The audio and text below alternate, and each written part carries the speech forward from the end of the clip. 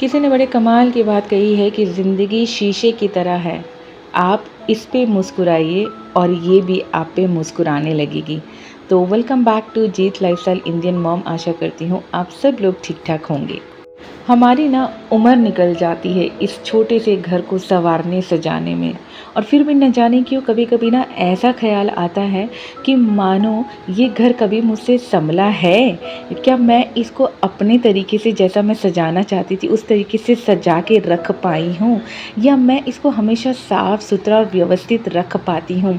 ये उलझनें ना हर एक स्त्री के मन में चलती ही रहती है, क्योंकि आखिरकार हमारी जो जगह है, हमारा जो सपना है, वो हमारा घर सजाना, सँवारना और अपने परिवार को खुश रखने का यही टास्क होता है।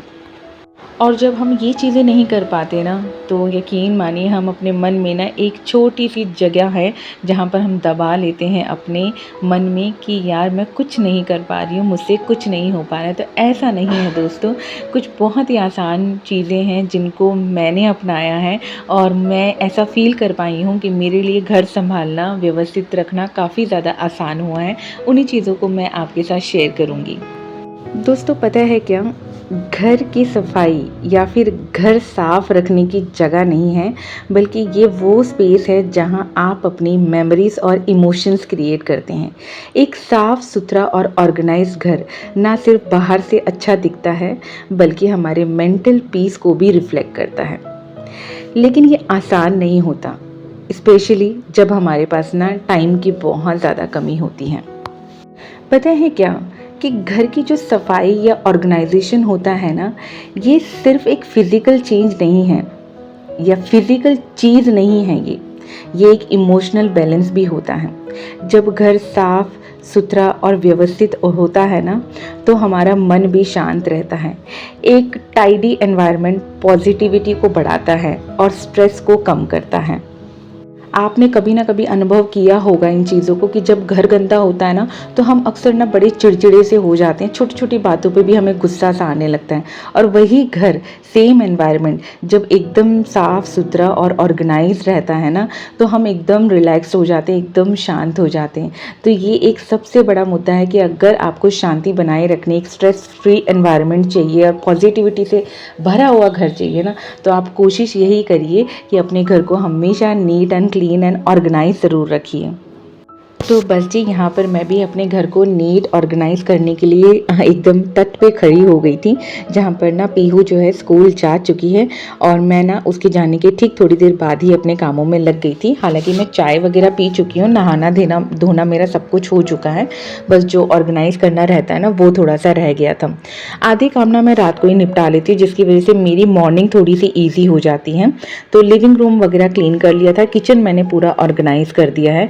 किचन एक ऐसी जगह होती है ना, जहाँ पर मतलब सुबह इतना ज़्यादा मैस क्रिएट होता है कि मतलब जो सामान निकलता है ना, वो कभी भी जगह पे मैं नहीं रख पाती हूँ, क्योंकि इतना भागा दौड़ी मेरे साथ होती है। तो बस सबको भेजने के बाद मैं इन कामों में लग जाती हूँ, अपने सब कुछ ऑर्गेनाइज करने में। पीहू को उसको ना छोटी छोटी चीज़ें मैं सिखा तो रही हूँ, हाँ सीख भी रही है, बट कभी कभी ना वो भूल भी जाती। जैसे मैंने उसे कहा था कि बेटा अपना बेड जो है ना, उठते ही ना तैयार करना शुरू कर दिया करो, ताकि आप अपना एटलीस्ट बेड बनाना तो सीख जाओ। क्योंकि दोस्तों ऐसा होता है ना, वो क्या है ना कि घर को ऑर्गेनाइज रखना किसी एक इंसान की जिम्मेदारी नहीं होती, इसमें सबका इन्वॉल्वमेंट होना चाहिए। जब सब मिलकर घर की देखभाल करते हैं ना, तो घर एक प्यार प्यार की जगह भी बन जाता है, जहाँ पे everyone feel included and responsible. तो मैंने भी उसको काफ़ी छोटी छोटी चीज़ें सिखाई हैं, लेकिन आज उसे शायद बहुत ज़्यादा जल्दी थी, जिस वजह से उसने अपना बेड नहीं बनाया है। यूँ तो वरना वो मेरे घर के कामों में हेल्प करती ही करती है, और ना कि पीहू बल्कि परी भी ना अपने नन्हे नन्हे हाथों का फुल ऑन कंट्रीब्यूशन देती है मेरे साथ। सुजीत तो है ही, सुजीत को आप लोगों ने मेरी सारी वीडियोस में देखा है, कभी कुछ करते हुए तो कभी कुछ करते हुए। पर हाँ, आजकल थोड़ा बिजी होने के कारण ना वो आपको वीडियोस में थोड़े कम दिखाई दे रहे होंगे। तो वेल, अंदर का रूम मेरा सारा क्लीन हो गया था। अब बारी थी मास्टर बेडरूम को क्लीन करने की। मास्टर बेडरूम क्या है यार, मिडिल क्लास फैमिली के लिए तो सारे कमरे एक जैसे ही होते हैं। छोटा सा घर है मेरा, आप लोग वीडियोस में देख ही रहे हैं। खांसी हो रही है। और ये बाप रे, खांसी हो रही? कहाँ, मुझे तो एक बार भी सुनाई नहीं दी आपकी खांसी।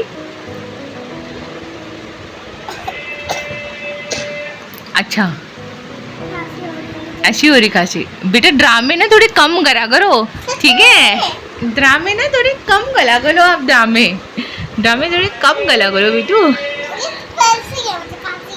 अच्छा, खांसी तो मुझे अपना हाथ में जबर क्यों पहनी है? क्योंकि मुझे बेड पे मिली तो मैंने पहन ली। अब आप क्यों पहन रहे हो?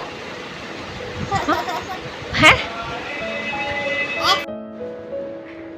पता है, यहाँ मैं ना एकदम से रुक गई, क्योंकि ना हर एक चीज़ के साथ ना हमारी कुछ ना यादें जुड़ी हुई हैं। ये बेड कब लिया, सोफ़ा कब खरीदा, या मानो ये तकिए कब लिए, ये बेडशीट कब ली। घर ना सिर्फ फर्नीचर और डेकोर का कलेक्शन नहीं होता, बल्कि ये वो इमोशंस और मेमोरी बसी होती है ना यहाँ पर, कि जब हम अपने घर को सजाते हैं या ऑर्गेनाइज करते हैं ना, तो हमारी अपनी फीलिंग्स और यादें ना इनके साथ खिलती हैं। तो बस जी, ये भी मैं यहाँ पर ना सब कुछ सजा रही थी, संवार रही थी और घर को ऑर्गेनाइज कर रही थी। उतने में ना देखो परी के दिमाग देखिए, ये ना पिलोज के ऊपर ही बैठ गई थी और दे नहीं रही थी मुझे, तो मैंने इसे उठा के और बेड पे रख दिया। कभी कभी जब मुझे काम जल्दी होते हैं ना, तो बस मैं उसको उठा के और रख देती हूँ कहीं पर भी कि हाँ यहाँ बैठो, यहाँ बैठो। अदरवाइज़ वो मुझे ना घर ना साफ़ करने नहीं देती हैं। आप लोगों की तरह मुझे भी बहुत स्ट्रगल फेस करना पड़ता है। जहाँ पर छोटे बच्चे होते हैं ना, वहाँ पर घर संभालना ना थोड़ा सा मुश्किल हो जाता है। तो पूरा ऊपर से घर अच्छे से ऑर्गेनाइज हो गया था।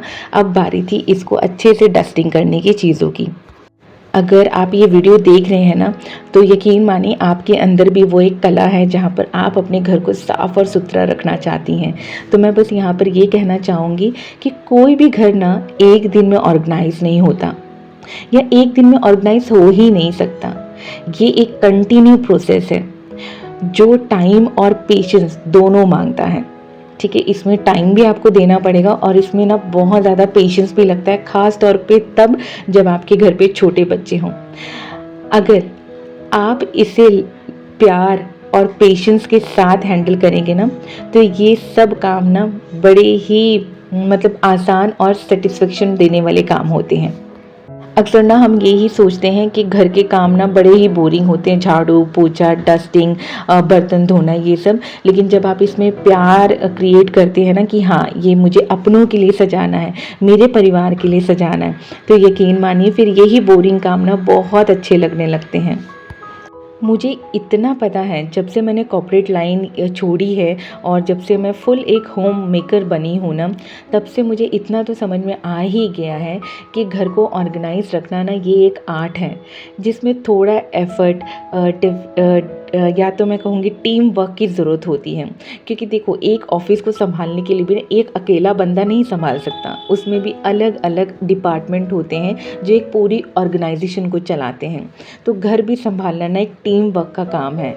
आप ना सारी जिम्मेदारियां अपने ऊपर मत लीजिए, कुछ जिम्मेदारियां अपने बच्चों को भी दीजिए। छोटे छोटे कामों में ना उनको भी इन्वॉल्व ज़रूर करिए। जब आपका घर क्लीन एंड ऑर्गेनाइज होता है ना, तो आप खुद को भी काम एंड फोकस्ड फील करते हो। और जहाँ पे एक well organised home is just about efficiency, it's about creating a space where love, peace and happiness resides. अपने घर को ना प्यार और केयर के साथ मेंटेन कीजिए, क्योंकि ये वो जगह है जहाँ दिल बसता है और असली सुकून होता है। तो जी, आप लोगों से बातें करते करते देखिए मेरे घर के ना यहाँ पर आधे काम हो चुके हैं और अब मैं चली जाऊँगी खाना बनाने के लिए, जिसमें कि मुझे बनानी है आज लौकी की सब्जी। यूँ तो फ्रिज में देखिए बीन्स भी था, सीताफल भी थी, बट लौकी की सब्जी ना बहुत जल्दी इंस्टेंट बन जाती है, तो बस उसी को मैं यहाँ पे बना लूँगी।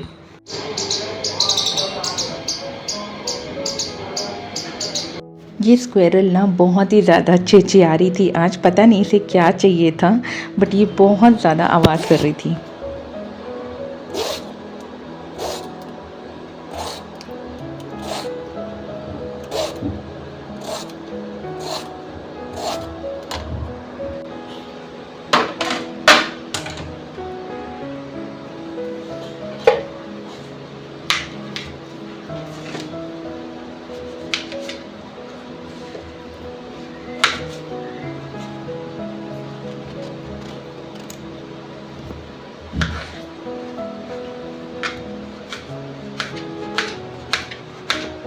इस बेचारी को क्या पता कि मैं अपना वॉइस ओवर कर रही हूँ, जहाँ पर उसकी सुरीली आवाज़ जो है मेरे व्लॉग में भी जा रही है।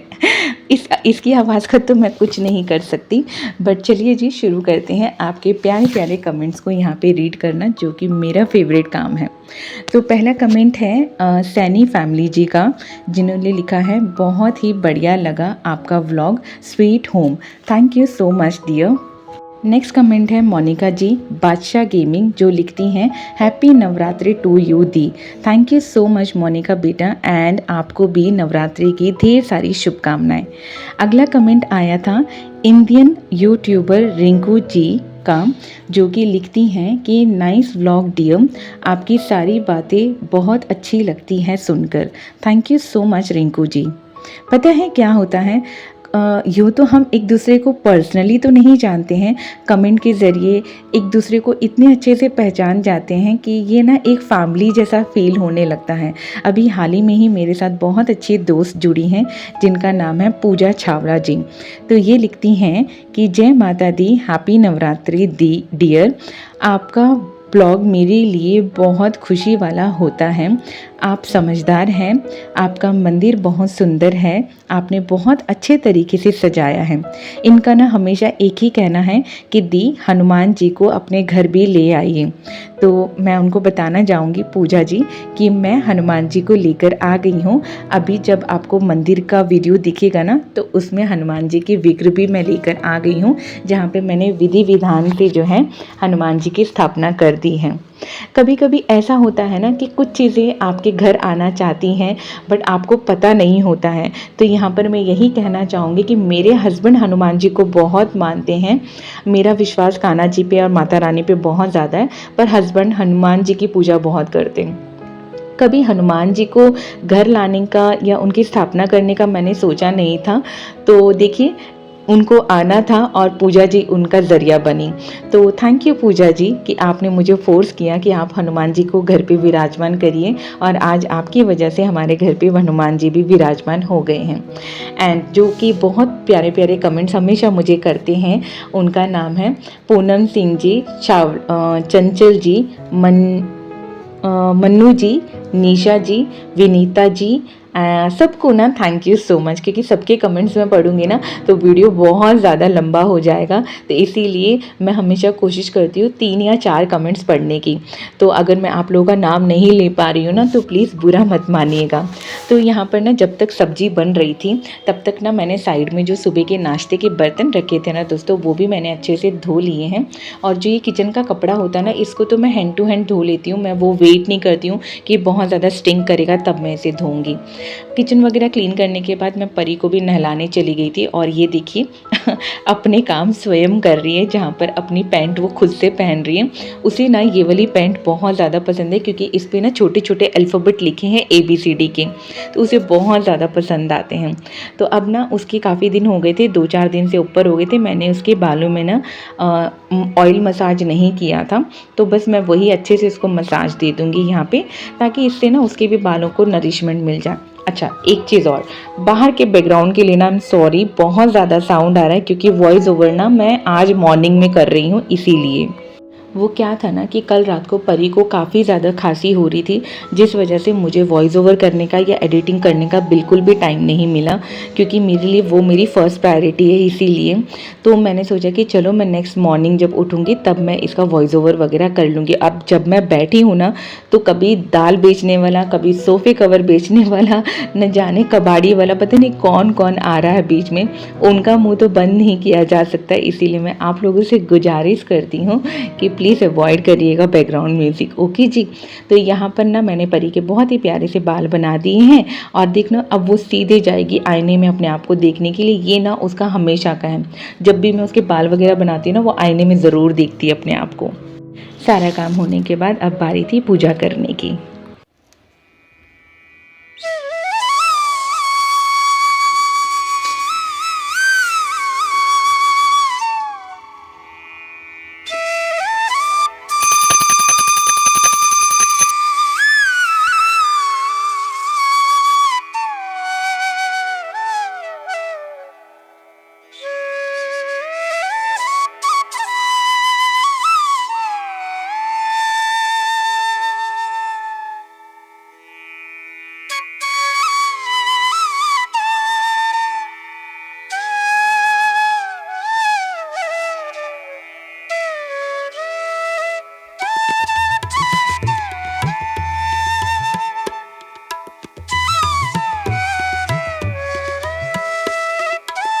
जब भी इस वाले पार्ट पे आती हूँ ना तो मैं हमेशा की तरह चुप हो जाती हूँ, क्योंकि मुझे कुछ भी बोलना यहाँ अच्छा नहीं लगता है।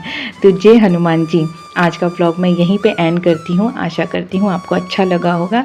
और अब मैं अपने भगवान जी को भोग लगा दूँगी और फिर उसके बाद मैं खुद भी जो है प्रसाद के रूप में इसे ग्रहण कर लूँगी। तो वीडियो को एंड करते हुए फिर मिलती हूँ अपने नेक्स्ट व्लॉग में। Till then bye bye, take care, हंसते रहिए, हंसाते रहिए, मुझे याद करते रहिए एंड हरि बोल।